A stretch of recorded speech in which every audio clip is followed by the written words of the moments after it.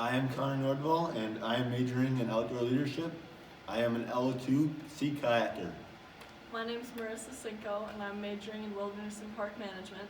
And I have no experience in sea kayaking, but however, I have kayaked recreationally.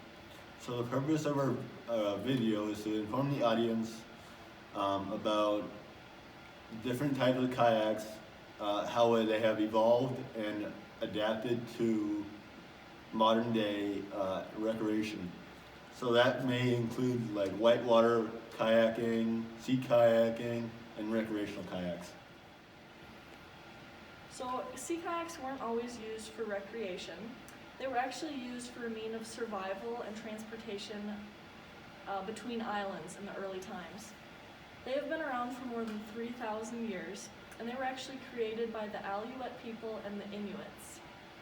The Aleut people are from southwest Alaska and the Aleutian Islands in the Bering Sea.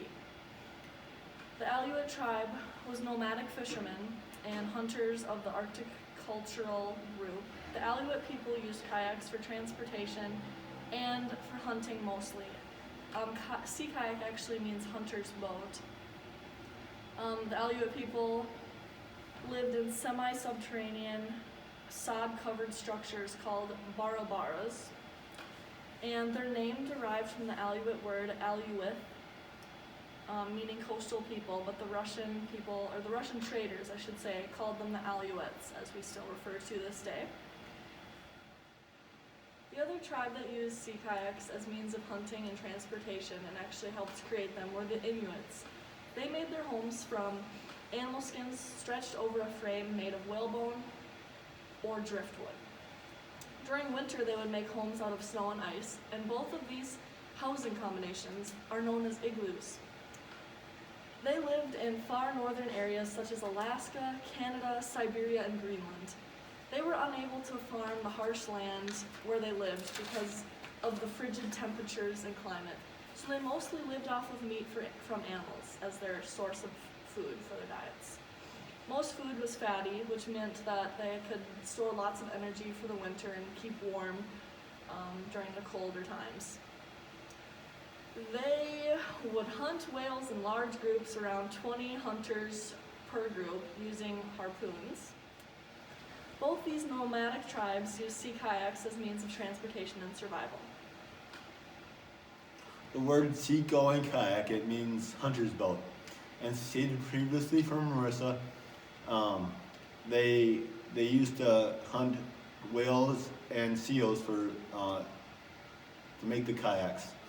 And they also use the whales and seals for clothing, food, and survival. The first kayaks were crafted from whale bones and sealskin, and some of them even had a wooden frame rather than a bone frame. This was an innovative process and effective for the hunters during this time period. They would craft a long wooden frame or a long bone frame, and they would keep a large enough opening for the person or the hunter to sit in. The outside of the boat or the frame would be encased in sealskin to help insulate and protect the hunter from the frigid water and cold air.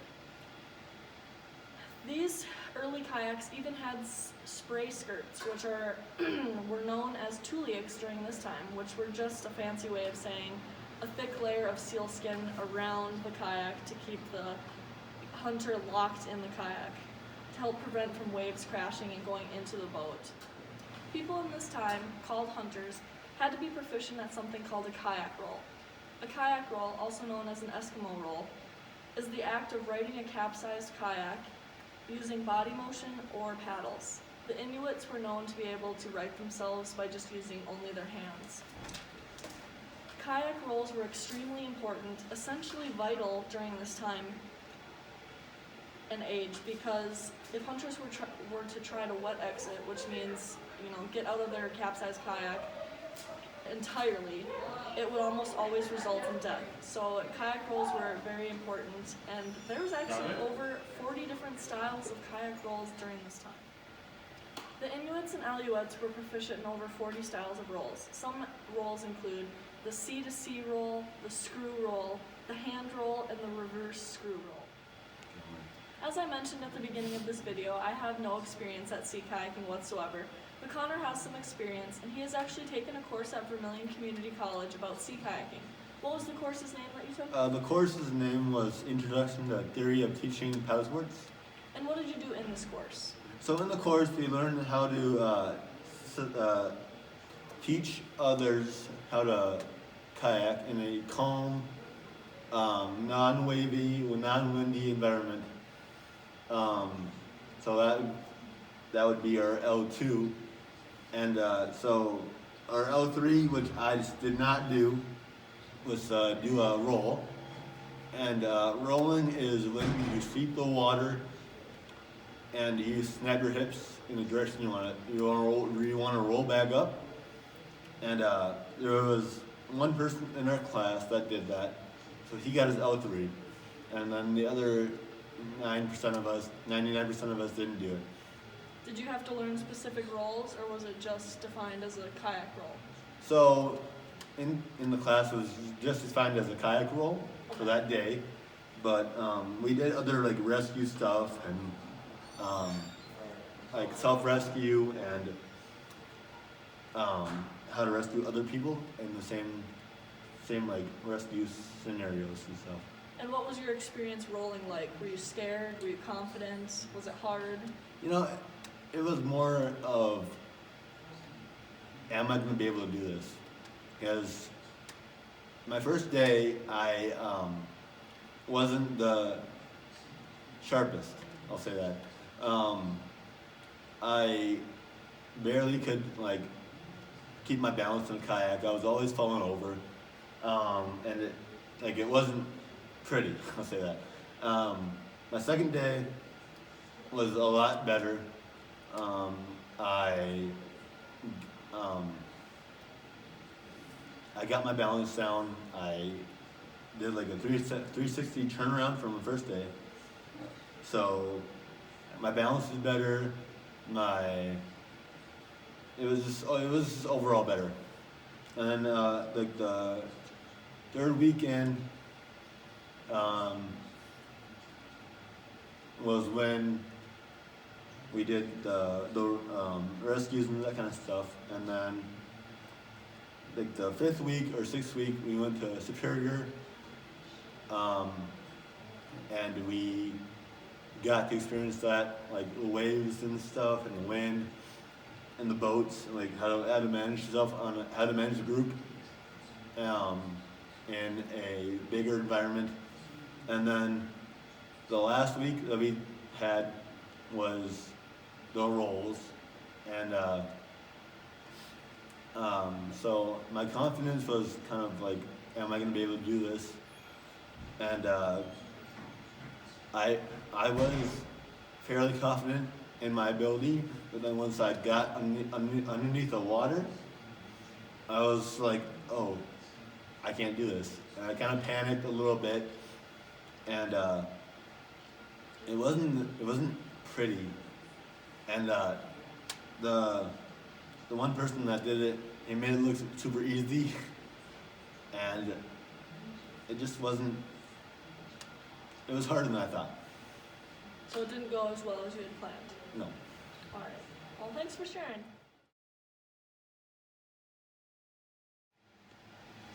Materials that have been used to make kayaks have significantly changed within the years. With the watercraft's adoption by the European settlers, they were transformed into using fabric for the outside of the kayaks rather than sealskin. The modern interest in canoeing and kayaking as a recreational sport rather than hunting was brought on by John McGregor in 1843. However, recreational use of kayaks didn't really take off until the 1930s.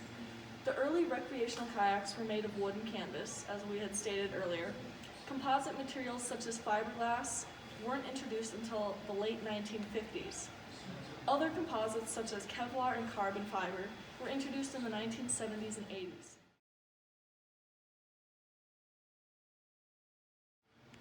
Kevlar was a game changer for the sea kayaking world. Kevlar is a heat-resistant and strong synthetic fiber. It is also bullet and knife resistant, making it excellent for areas in the water that have sharp rocks and other things that could damage the hull of the kayak. In the late 1980s, the introduction of roto-molded plastics allowed manufacturers to mass-produce sea kayaks at a lower cost, and the downfalls of these is that these plastic kayaks are not as durable as the ones before, like Kevlar or the fiberglass ones, but they are lighter and more versatile. And plus, with these plastics, you can have many different color and style varieties, which is a big thing for consumers nowadays.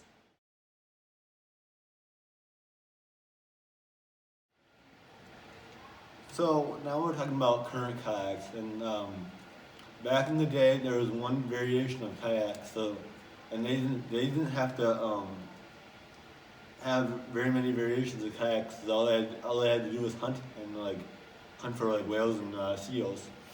But nowadays there's two different variations of kayaks, and that is sit-in kayaks and sit-on kayaks. So the different variations of kayaks now are recreational kayaks, crossover kayaks, inflatable kayaks, day touring kayaks, sea kayaks, whitewater kayaks, folding kayaks, fishing kayaks, tandem kayaks, diving kayaks, surf, sail, and sup kayaks. And there's also specialist kayaks, which you can actually get custom made for whatever you desire to do out on the water. So sea kayaks, as I mentioned earlier, were introduced recreationally in 1884, I believe, and they didn't really take off until 1930s. But they increasingly had momentum gaining on popularity ever since, and it's a huge business market. As of 2006, a study goes that the outdoor recreational sports added $730 billion to the economy. It also supported 6.5 million jobs and contributed $88 billion to federal and state tax revenue. As of a 2018 study goes, it says that approximately 16.3 million people participated in the act of kayaking. Kayaking, especially during this COVID session, has been increasingly popular as well due to people having to stay indoors or away from people. And kayaking is a good activity that can keep social distancing guidelines in order. And literally during this pandemic, it's very difficult to find any kayak in any stores or even on Craigslist. In conclusion, we talked about how the early kayaks were made of whale bones and sealskin and were created by the Inuits and the Aleut people. Sea kayaks have changed over time to adapt to the consumer's wants and needs and have many different variations compared to the one individual hunting kayak that we had discussed from the Inuits and Aleut people. Sea kayaking in general, I should say, is a huge business success and industry and continues to gain popularity throughout times.